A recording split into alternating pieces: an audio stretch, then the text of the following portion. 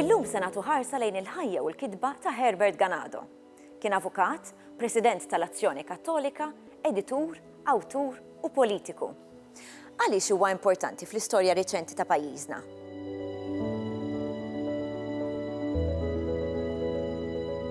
Herbert Ganado twilet il-Furjana fl-1906.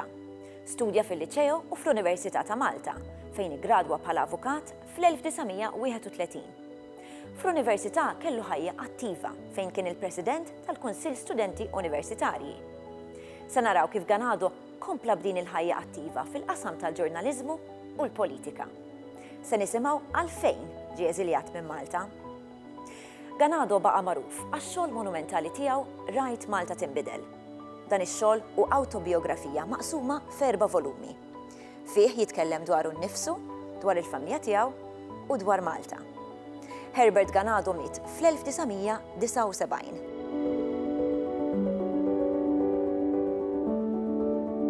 Ganado ħalla warajh wirt rik fil-ġurnaliżmu. Nistgħu ngħidu li l-istorja ta' Herbert Ganado fil-qasam tal-ġurnaliżmu tibda meta litteralment jibgħat għalih l-isqof Mauro Caruana u jitolbu biex jieħu f'idejh il-gazzetta Leħen is-Sewwa. Leħen is-Sewwa kienet bdiet toħroġ fl-1929, ovvjament kienet bdiet toħroġ f'kuntest ta' ġlieda politiko-reliġjuża bejn il-Knisja u Gerald Strickland. Kienu żminijiet meta Strickland kienet jgħid li l-Knisja m'għandix ikollha sem fil-politika, fit-tmexxija tal-kolonja, u ovvjament kien hemm bżonn anki ta' iktar attività barra l-pulptu, u Leħen is-Sewwa serviet anki biex taqdi dak id-dmir. Imma ġara li meta nistgħu ngħidu t-tempesta għaddiet, meta l-kwistjoni għaddiet, meta allura Gerald Strickland anki apologizza, Leħen is-Sewwa donna titlef is-saħħa tagħha. U fil-fatt l-isqof jibgħat għal Herbert Ganado biex jieħu ħsieb din il-gazzetta. U l-ewwel edizzjoni tal-Leħen tal-14 ta' Novembru tal-1933 kienet editjata minn Herbert Ganado. Ovvjament kien żmien mill-iktar interessanti wkoll. Ma ninsewx li fl-Italja kien għaddej il-faxxiżmu, il-Ġermanja naraw ukoll lil Hitler, anki Malta l-affarijiet kienu mill-iktar interessanti. Biss fl-1933 kellek elezzjoni mirbuħa mill-Partit Nazzjonalista b'żewġ terzi maġġoranza, imma l-Gvern Ingliż ikeċċi anki l-Kabinett Nazzjonalista. Jiġifieri Herbert Ganado żgur li poġġa fis-siġġu ta' editur fl-iktar jew fi żmien jaħraq ta' bilħaq. Fl-1933 huwa laħaq editur ta' Leħen is-Sewwa. Ganado nistgħu ngħidu li jirnexxielu jagħmel ċerti riformi importanti. Pereżempju, Herbert Ganado jibda jagħti importanza lill-aħbarijiet f'Malta. Herbert Ganado jibda jagħti importanza lill-aħbarijiet internazzjonali. Kellu s-sorsi minn fejn anki kien iġib l-aħbarijiet. Kien imqabbad mas-servizz ta' Reuters u għal dak li għandu x'jaqsam mad-dinja Kattolika kellu s-sors tal-Catholic Herald. Interessanti wkoll li fl-Leħen is-Sewwa jibda l-sports, xi ħaġa li dik mill-ġdid idaħħalha Herbert Ganado. Herbert Ganado wkoll kien jieħu ħsieb paġna bl-isem ta' Spectator li fiha kien anki jikkummenta dwar l-aħbarijiet internazzjonali u kellu dwar xiex jikkummenta, u fil-fatt ikunu dawn l-aħbarijiet internazzjonali li l-qudiem anki iġibuh l-inkwiet. Fl-inkwiet ma ninsewx li dan huwa anki żmien ta' Franco, pereżempju. Ma nistgħux nifirdu lil Ganado mit-twemmin Kattoliku li kien iħaddan. Herbert Ganado nistgħu ngħidu li kien Kattoliku ferventi, Kattoliku prattikanti. Nistgħu ngħidu li r-reliġjon fl-imkien mal-patrija, imma speċjalment ir-reliġjon, kienet il-gwida ewlieni il-ħin kollu fil-ħajja tiegħu. L-ewwel nett kien anki speċjalment imbagħad wara l-internament kien ta' diversi servizzi wkoll lill-Knisja. Imma nistgħu ngħidu li għandna wieħed mill-ewwel eżempju bikrija ta' lajċi li kienu attivi fiħdan il-Knisja Kattolika. Anki meta ġie għall-politika, ġifieri meta waqqaf il-Partit Demokratiku Nazzjonalista fl-1956, ir-reliġjon ukoll labet il-logħba tagħha. Fil-fatt, anke jekk naraw l-istatut ta' dan il-partit, wieħed josserva li dan il-partit kellu jħares anki ir-reliġjon f'Malta. Ma ninsewx li kienu żminijiet ta' Mintoff kienet tkun akkużat li se jdaħħal il-komuniżmu f'Malta. Ovvjament Ganado kien antikomunist qawwi u allura anki dan il-partit jilab logħba importanti. Ġifieri Ganado nistgħu ngħidu anki kien qrib ħafna tal-isqfijiet, kien qrib ħafna tal-ġerarkija u r-reliġjon tilab logħba importanti ħafna. Bejn l-1936 u l-1940, Ganado kien il-President tal-Azzjoni Kattolika. Herbert Ganado nistgħu ngħidu insibuh attiv fl-Azzjoni Kattolika fl-1933. Il-Papa kien waqqaf l-Azzjoni Kattolika fl-1922, l-Azzjoni Kattolika tasal Malta fl-1929, kien Patri Kallus li waqqafa fl-Università ta' Malta, però mbagħad kien ħada anki taħt idejh il-famuż Monsinjur Nerik Dandria u l-Azzjoni Kattolika jirnexxiela tixteret nistgħu ngħidu f'diversi l-ħula Maltin, kellek sezzjoni għall-ġuventur, kellek sezzjoni għax-xebbiet, kellek sezzjoni għall-irġiel li kienu miż-żewġa, insomma kellha diversi sezzjonijiet li anki kienu jindirizzaw l-istrati kważi kollha tas-soċjetà. Herbert Ganado kien sar anki l-President tal-fazzjoni, tas-sessjoni tal-ġuventur, u mbagħad anki kien sar il-President il-kbir ħanejdu hekk tal-Azzjoni Kattolika u baqa' President tal-Azzjoni Kattolika sakemm mbagħad daħal fil-politika. Fil-fatt din it-timbru tal-President tibqalu anki wara għaliex meta mbagħad daħal fil-politika, speċjalment nies bħal Mintoff kienu jimbxuh li huwa il-beatu tal-Azzjoni Kattolika. Issa se naqraw silta minn artiklu li kiteb Herbert Ganado fl-Leħen is-Sewwa tad-29 ta' Novembru 1952. F'din id-daqsxejn ta' gżira. Meta toqgħod tikkunsidra ċ-ċokon tal-gżira tagħna, għandek tiskanta bil-kwantità u bil-kwalità ta' nies li għaddu minnha.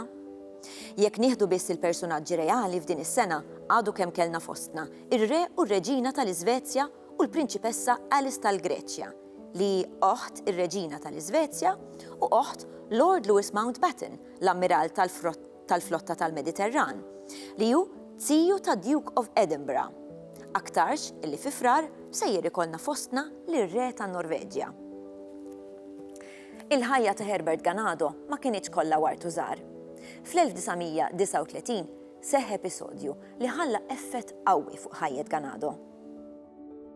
Is-snin 30 kienu snin jaħarqu f'Malta, ovvjament kienet qed toqrob ukoll it-tieni gwerra dinjija u Malta kien hawn sitwazzjoni mill-iktar interessanti fejn il-kultura Taljana f'Malta kellha eruq fondi, eruq li kienu jmorru nistgħu ngħidu ħafna snin lura. U nistgħu ngħidu li min kien interessat fil-kultura Taljana, il-Gvern Ingliż beda jarah b'mod ikraħ, beda jaqgħu is-suspetti fuqu. U fost dawn kien hemm ukoll Herbert Ganado. Herbert Ganado li anke kienet jikkummenta fil-Leħen is-Sewwa dwar dak li kienet jiġri internazzjonalment, nistgħu ngħidu li sa ċertu punt tefa' suspetti fuqu permezz tal-famuż artiklu Dħalna Madrid. Ir-referenza kienet li dan kienet iżomm mal-qawwa ta' Franco. Kien hemm anki akkuża minn uffiċjali tal-Gvern Ingliż li l-Leħen is-Sewwa kienet qed tirċievi direzzjonijiet mingħand il-Konslu Taljan f'Malta. Ovvjament l-insinuazzjoni kienet li anki kien hemm xi forma ta' finanzjament għal-Leħen is-Sewwa għalkemm dan qatt ma ġie ippruvat. U fil-fatt Herbert Ganado jispiċċa biex l-ewwel ikun internat fil-Kalkara r-Rabat u mbagħad anki jispiċċa biex jittieħed fl-imkien ma' Maltin oħrajn lejn l-Uganda. Interessanti li l-Herbert Ganado ġabruh minn strada rjali l-belt, ġifieri dan kien jgħid barra u letteralment inġabar mill-pulizija.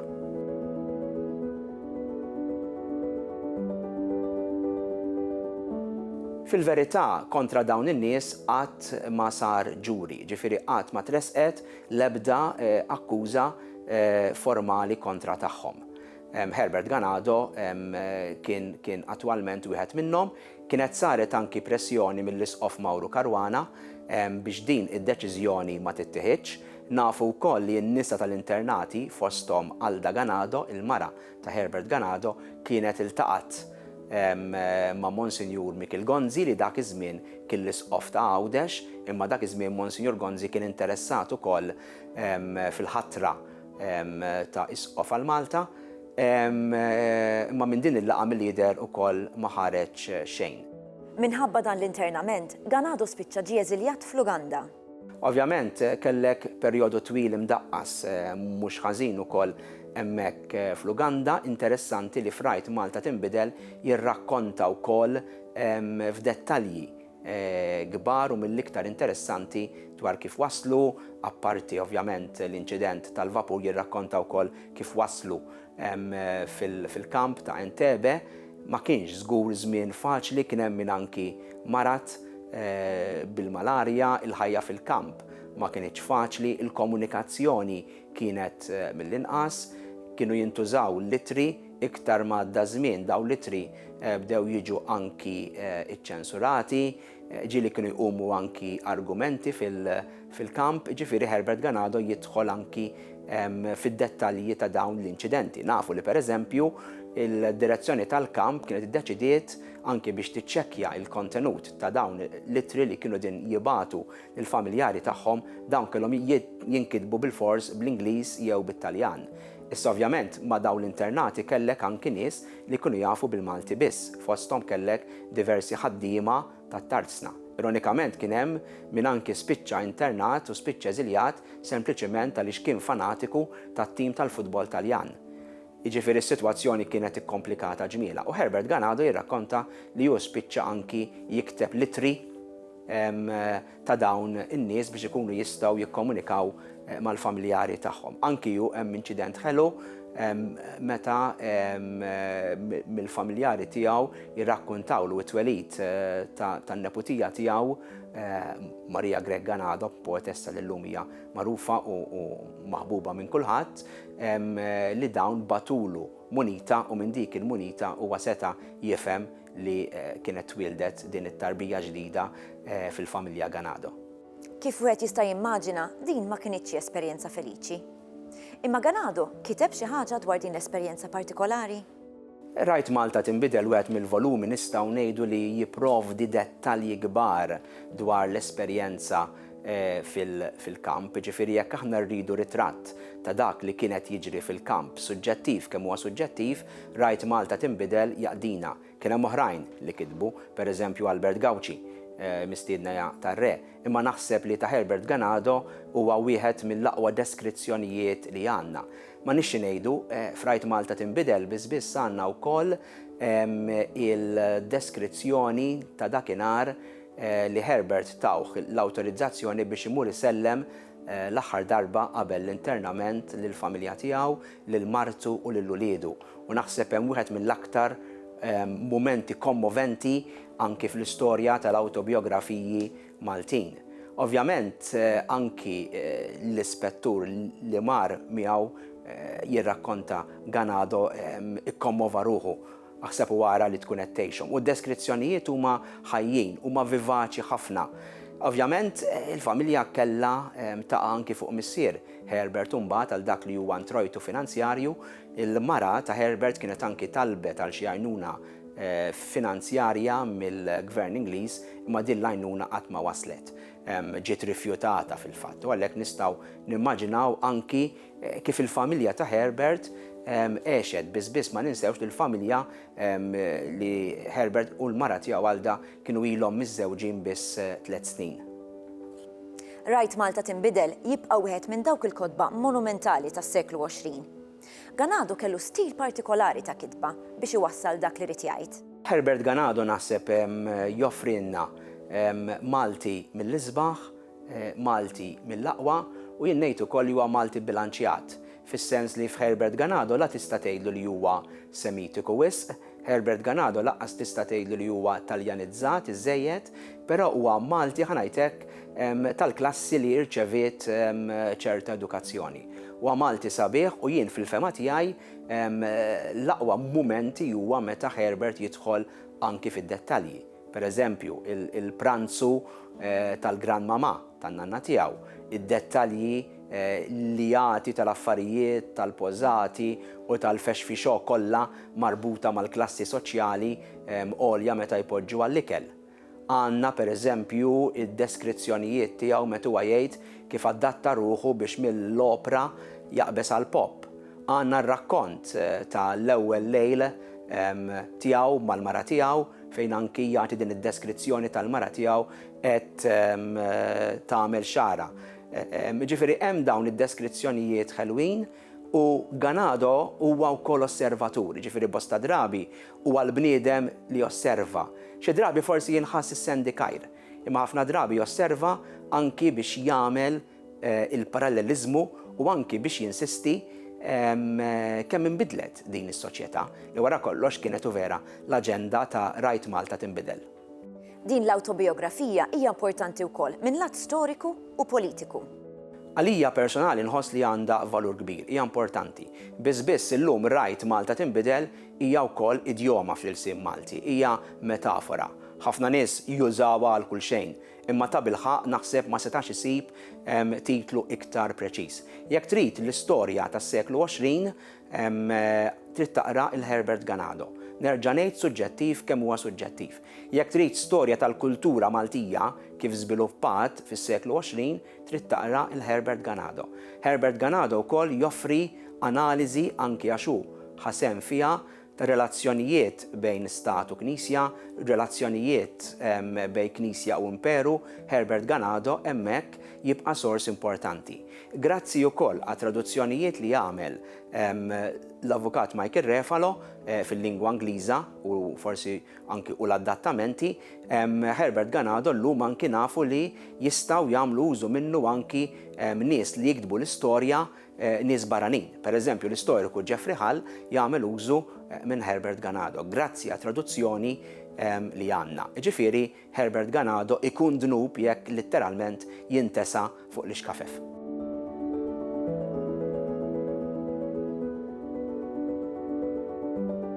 L-artikli li kiteb Ganado fl-ħen is-sewwa ġew pubblikati f'żewġ volumi bl-isem Kemm inħobb nitkellem magħkom. Herbert Ganado nistgħu ngħidu li għatta żmien twil mhux ħażin ukoll jikteb fil-Gazzetta Il-Ħajja. Dawn l-artikli kien jiffirmhom bħala wieħed minnkom u nistgħu ngħidu li mill-ġdid dawn huma dialogu. Herbert Ganado qiegħed jitkellem mal-qarrejja tiegħu, qiegħed janalizza iż-żminijiet, xi kultant anki b'mod umoristiku, xi kultant anki jagħmel użu minn titli strambi. Pereżempju qed niftakar lil Tosca ma ridix bħala Marti. Titlu ieħor Ir-reliġjon u l-pastizzi, jew inkella Kukkudrilli u Malji tal-Hawn. U nimmaġina li Herbert Ganado kien jagħmel hekk anki biex jattira l-attenzjoni tal-qarrejja tiegħu. U li huwa sabiħ kemm f'dawn l-artikli kif ukoll jekk immorru lejn l-artikli ta' snin 50, naraw anki ċertu futurizmu. Pereżempju, ftit insemmu għadin, Herbert Ganado kien wieħed minn dawk li kien favur il-kunċett ta' Unjoni Ewropea.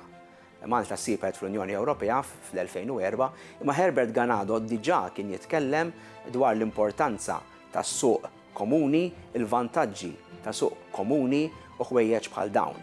Ġifieri dawk iż-żewġ volumi inqishom ukoll bħala perli oħrajn fil-kotba tal-avukat Herbert Ganado. Li żgur ikun dnub jekk dawn ninsewhom inkella nħalluhom biss għall-istoriċi. Bla dubju hemm anki l-faxxinu li anki qarrej normali, ħanajtek qarrej li mhux qed jistudja, żgur li jekk se jaqrahom, apparti li se jitgħallem u apparti li se jiftaħ it-tieqa fuq id-dinja ta' dak iż-żmien tal-inqas, żgur imma li ħajsib awtur pinna tajba u pinna li anki jirrispetta lill-qarrejja tiegħu. Insibu diversi autobiografiji importanti fil-letteratura tagħna. Fejn hu post Ganado f'dan il-kuntest? Jien għalija Herbert Ganado għandu jkun fost l-ewlenin tal-autobiografija. L-autobiografija tibqa' eżerċizzju suġġettiv. Imma Herbert Ganado anki fl-assenza ta' dokumenti, għalkemm illum ovvjament iż-żmien għaddej u jinfetħu iktar dokumenti, però Herbert Ganado għalija jibqa' ċavetta importanti biex nifhmu il-passat tagħna. Issa se nisimgħu silta żgħira mill-autobiografija ta' Herbert Ganado. is-Silver Collection. Malli Sir Edward Wakefield, l-ewwel Commissioner Ingliż ġi Malta f'Marzu 1962, sejjaħ press conference li fiha jispjega l-pożizzjoni ġdida tal-Ingilterra fil-Mediterran. L-Ingilterra li għal 150 sena kienet ikkmandat il-Mediterran bil-flotta tagħha, minħabba l-problemi finanzjarji kbar li kellha f'dara u l-ispiża enormi li flotta moderna teħtieġ, ma felħitx tibqa' terfa' l-piż tad-difiża ta' dan il-baħar tant importanti għall-punent. Kienet għalhekk qiegħda taqsam mal-alleati tagħha tan-NATO il-piż tad-difiża tiegħu. L-Ingilterra ma kellix iktar l-imperu u Suez x'tiddefendi. Wara l-gwerra, Ganado ġie lura Malta mill-eżilju u beda jimmilita fil-Partit Nazzjonalista. U ma bedix jimmilita fil-politika mill-ewwel. Għadda numru ta' snin, mhux kbar, imma għadda ftit ta' snin qabel ma daħal fil-politika direttament. U daħal fil-partit, fl-eżekuttiv tal-Partit Nazzjonalista, inħabba li fil-fatt ħajru Boċ Olivier biex jidħol fil-partit. U naħseb waħda mill-raġunijiet li kien hemm kien li kienu ħossu li l-Knisja tista' tkun medda f'Malta, waħda. U t-tieni kien interessa ħafna ruħu wkoll fil-sitwazzjoni sosjopolitika tal-pajjiż. U kien jemmen li jista' jagħti kontribut f'dik l-isfera. Ganado telaq mill-Partit Nazzjonalista u ftit wara waqqaf il-partit tiegħu. Ara kien hemm nuqqas taqbil fl-eżekuttiv tal-Partit Nazzjonalista.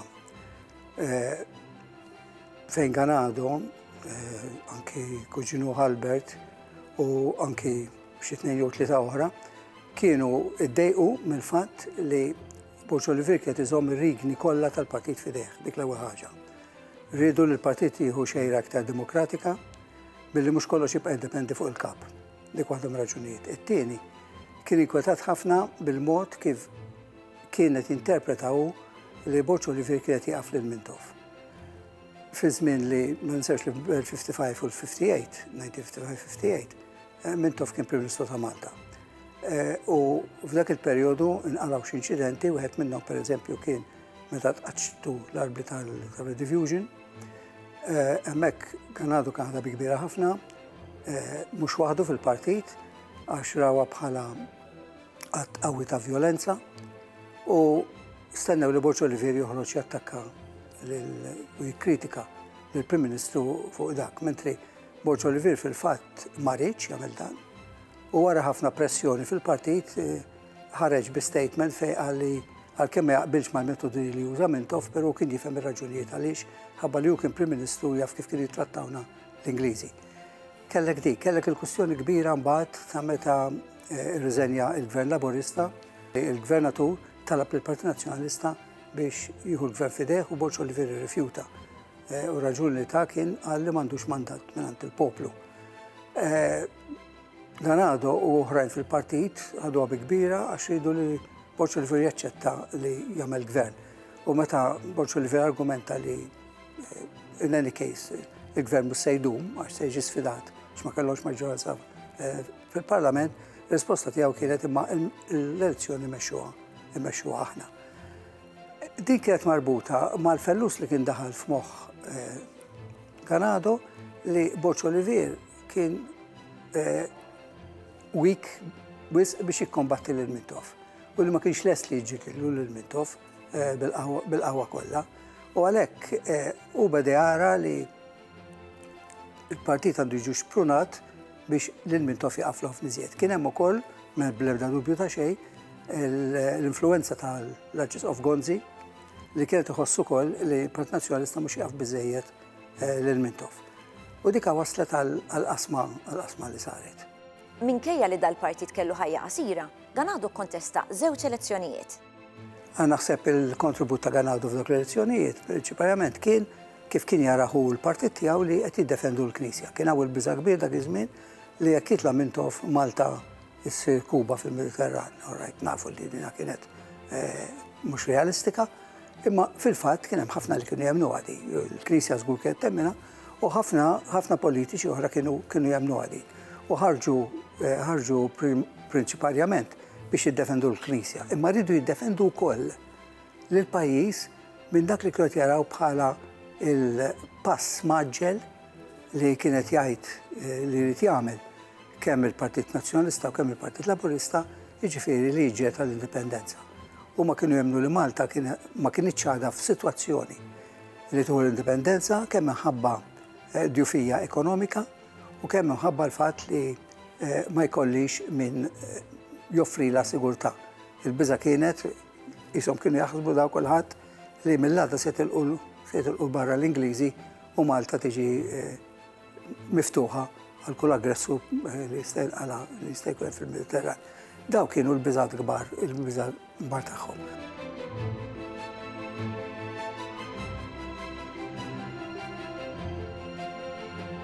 Wara l-elezzjoni tal-62 diġà kien hemm biex ngħidlek daqsxejn ta' xokk għax kemm il-Partit Demokratiku Nazzjonalista u kemm il-Partit ta' Pellegrini ħasbu li se jmorru aħjar kull ma tellaw 4 siġġijiet kull wieħed. Meta fil-elezzjoni ta' wara dawna ma tellaw l-ebda siġġu, ovvjament kienet tidher li fil-fatt il-poplu mhux qed jara l-bżonn ta' dawn żewġ partiti.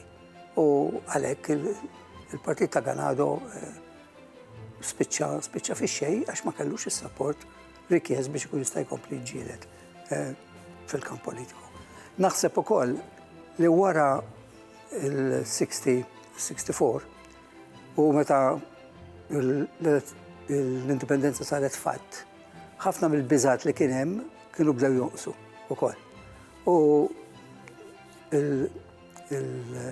il-qasma fil-Partit Nazzjonalista kienet bdiet tissewwa u ovvjament allura il-segwaċi tal-Partit Demokratiku Nazzjonalista kien naqas bis-serjetà. Ganado kien donnu l-bniedem tal-paradossi. Bniedem li ħalla warah legat u kitbiet li għadhom iridu jiġu studjati aktar fil-profond. Fil-programm li jmiss se nitkellmu dwar il-kollezzjoni tal-kodiċi manuskritti. Għal darb'oħra.